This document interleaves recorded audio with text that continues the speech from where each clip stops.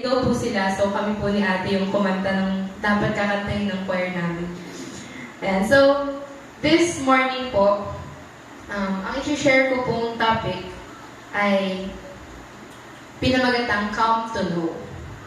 Ayan, Come to Know.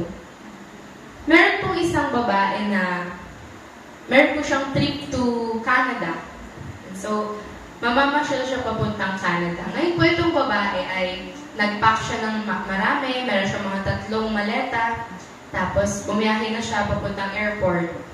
Alam naman po natin kung gaano ka-traffic, di ba po, sa atin dito sa Pilipinas. So pagdating niya po sa airport, pagod na pagod siya, at gutom na gutom siya. Ngayon nakakita siya ng bilihan ng pagkain, bumili siya ng cookies. And then, after niyang bumili ng cookies, nilagay niya sa kanyang bag, sa kanyang purse. And after nun, pumunta na siya dun sa boarding kasi malilate na siya. Ngayon, pagdating niya po dun sa boarding, pag upo niya, nagbabasa siya ng magazine habang iniintay yung oras para makapasok sa aeroplano. Ngayon, nagtaka siya, may lalaking tumabi sa kanya. Itong lalaki nagsi-cellphone. Tapos, dumikit sa kanya. Nasa isip niya, grabe naman, luwag-luwag dito sa waiting chairs, tapos tumabi pa siya sa akin. Hinayaan niya lang, nagbasa siya ng magazine, basa lang siya ng pasa. Maya-maya, itong lalaki ay naglabas ng cookies. Tapos, nandun yung cookies sa gitna nila. Binuksan yung cookies. Sabi ng babae, "Oh, bakit mo bubuksan yung cookies ko?" Itong lalaki ay kumuha ng cookies. Sabi ng babae, "Bakit binuksan mo na nga yung cookies ko? Kumuha ka pa," sabi niya sa isip niya. Hinayaan niya lang. So every time na kukuha yung lalaki, kukuha din siya. Kukuha na naman yung lalaki, kukuha ulit siya. Tinitignan siya ng lalaki, pero okay lang. Sabi ng babae, bakit parang mas galit ka ba kung makuha ka na nga sa cookies ko?" After po nun, nung isa na lang yung cookies, kinuha ng lalaki yung cookies, hinati niya, tapos binigay niya dun sa babae. Nagalit yung babae. Sabi niya, "Bakit ka kumukuha sa cookies ko?" Sabi niya ganyan. Ngayon, tumingin sa kanya yung lalaki, tapos ngumiti. After nun, umalis yung lalaki. Galit na galit siya. Ngayon, binagsak niya yung magazine, kasi umalis yung lalaki, binagsak niya yung magazine. Tapos magsusumbong siya doon sa kaibigan niya. Binuksan niya yung purse niya, kukunin niya yung cellphone niya. Pagbukas niya ng purse niya, nakita niya doon yung cookies niya. Isang pack ng cookies. So, napapikit siya. All this time, ako pala yung nakikihati ng cookies ng lalaki. Ako pala yung nakikihati ng cookies ng lalaki. Pero bakit kaya? Bakit hinayaan ng lalaki na makikuha ako ng cookies doon sa pack na binili niya?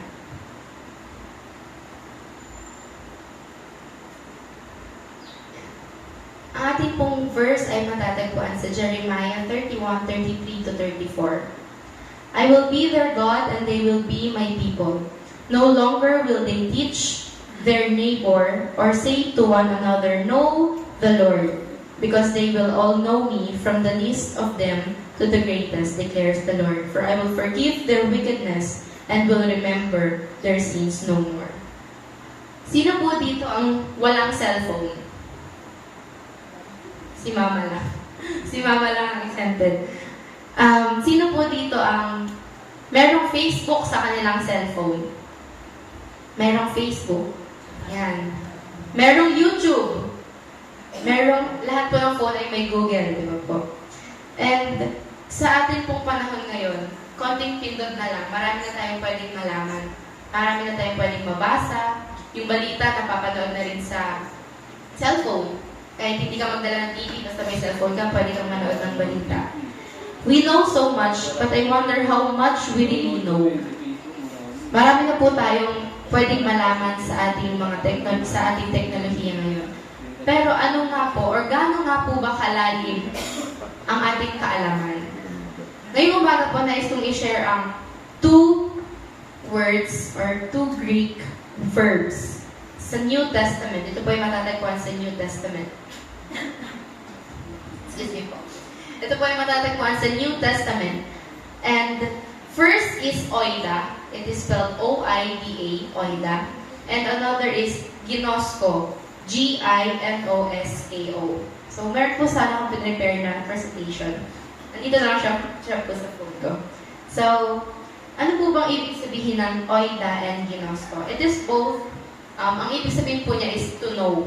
Pero meron po siyang mas malalim na ibig sabihin. Unahin po natin yung oida, also known as the knowledge of facts. Kapag po tinanong ko kayong 2 plus 2, ano pong sagot? 4. Ano pong sagot? 4. 2 plus 2 is 4.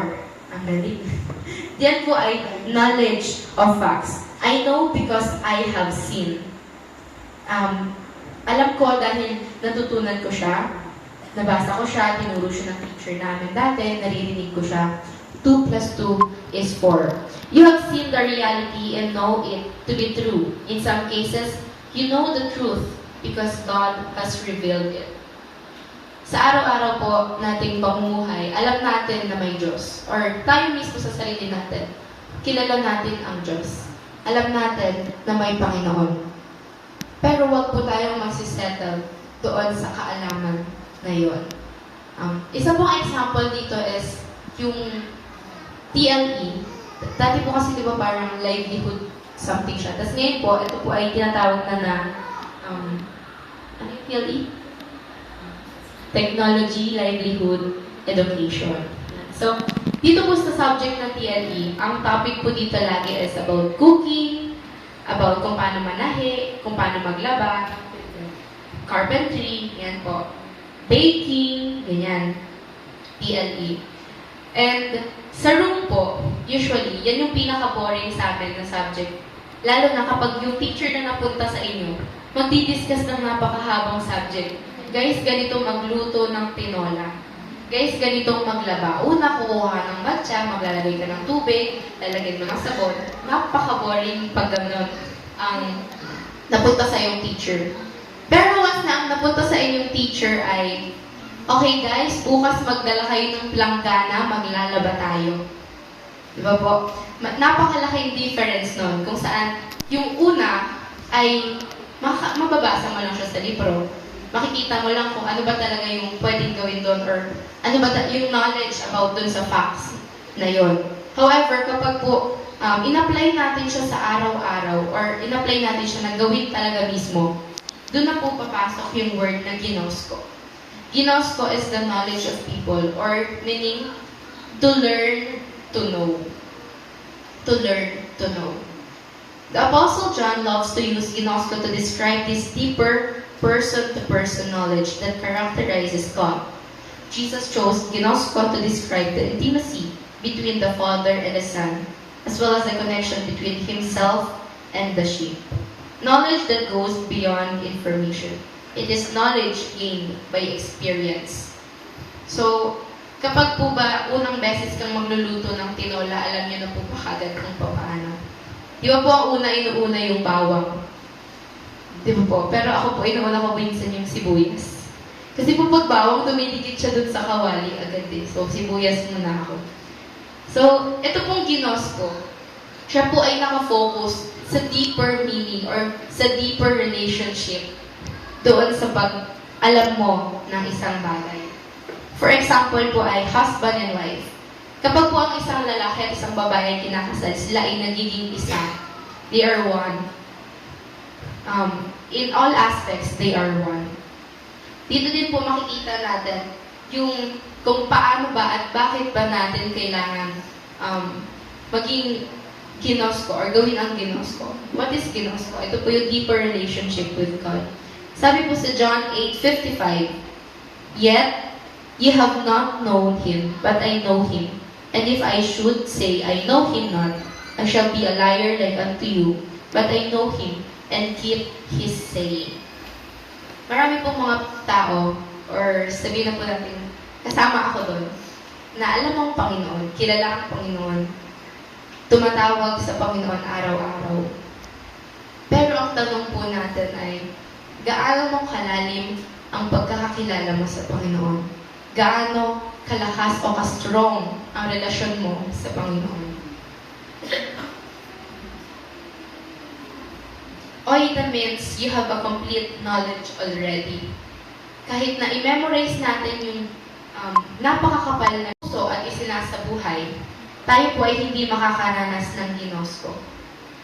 Ginosko is growing knowledge. Ito po yung takbo natin sa mundo na patuloy tayong mamumuhay sa kabila ng hirap na ating nararanasan dahil alam natin na nandyan ang Panginoon. Nagtitiwala tayo sa Kanya at alam natin na yung lalim ng ating relasyon sa Kanya ay kayang sagutin lahat ng ating katanungan, kayang solusyonan lahat ng ating problema. Yan. Meron pong isang gabi po, merong mga grupo ng magnanakaw na pumasok sila sa isang jewelry shop. Yan. Pero nakakagulat po at nakakapagtaka dahil nung pumasok po sila dito sa jewelry shop, hindi sila nagnakaw. Ang ginawa po nila ay nakaseparate po kasi yun sa ito yung pinakamahal na jewelries, ito yung medyo mura lang na jewelries.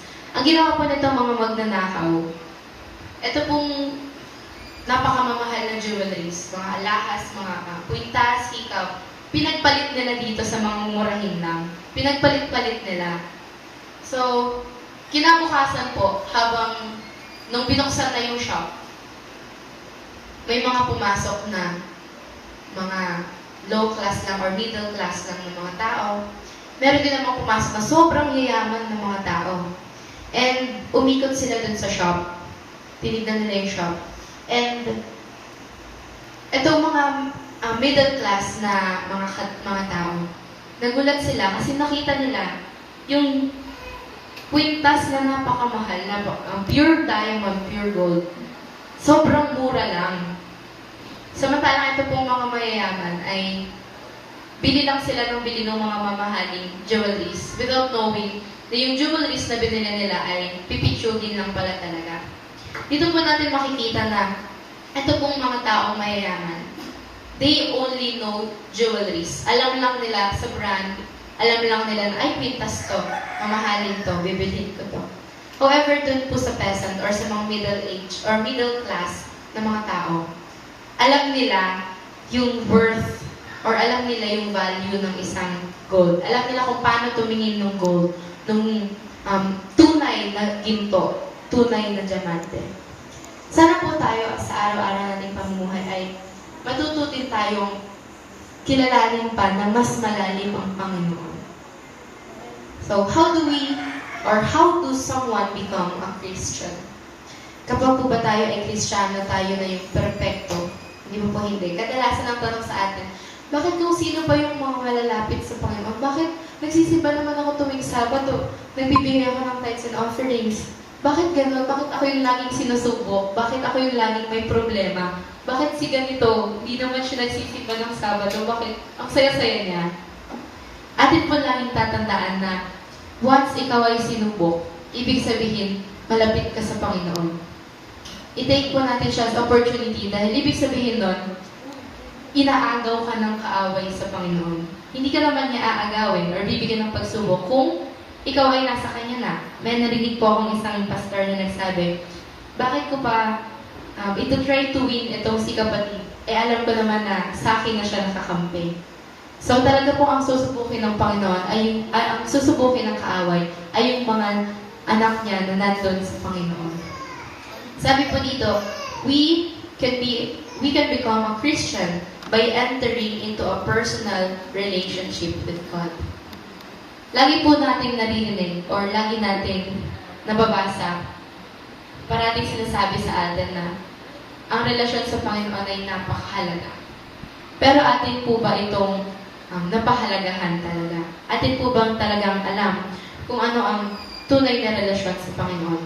Sabi po dito, it is important that one understand that believing in Christ is more than an opinion. You need Holy Spirit to live the Christian life. Hindi lang po ito basta pagsamba o hindi lang po ito basta every Saturday. Ito po yung every morning. Guilty din po ako dito. na every morning, sisimulan mo yung araw mo na kasama mo siya. Tuwing may problema ka, sa kanya ka lalapit. Tuwing masaya ka, sa kanya ka lalapit. He is more than a best friend. Diba po, ang relationship natin sa Panginoon, ito yung dapat natin i-establish sa araw-araw. Kailangan natin siyang palaguin at patatagin sa araw-araw. Sabi po sa John chapter 17 verse 3, "And this is life eternal, that they might know thee, the only true God, and Jesus Christ, whom thou hast sent." So sa atin pong araw-araw na pamumuhay, saan po ba tayo nakabilong? Ano po ba yung ating laging ginagawa o isinasabuhay? Tayo po ba ay nandun sa OIDA? Or nandun po tayo sa Ginosko? Ang OIDA po ay kilala lamang si Jesus, pero walang relasyon sa Kanya. Samantalang ang Ginosko ay merong kilala ang Panginoon at merong intimate relationship sa Panginoon. Gano'n na po ba kalalim ang ating relasyon sa Panginoon?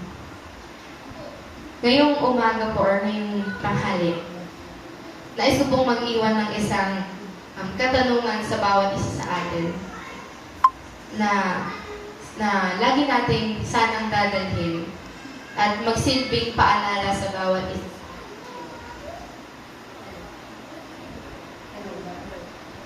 Hello. Magsilbing paalala sa bawat isa sa atin na kung gaano na po ba katatag ang relasyon natin sa Panginoon. Gaano na po ba natin siya kakilala? At kung tayo po ba ay patuloy na kinikilala siya, o nag-stop na lang po tayo doon. And nawa po sa pagpapatuloy or pagharap natin sa panibagong linggo, nawa po ay patuloy natin siyang isik at patuloy natin siyang kilalanin. Yun lamang po. Good morning and happy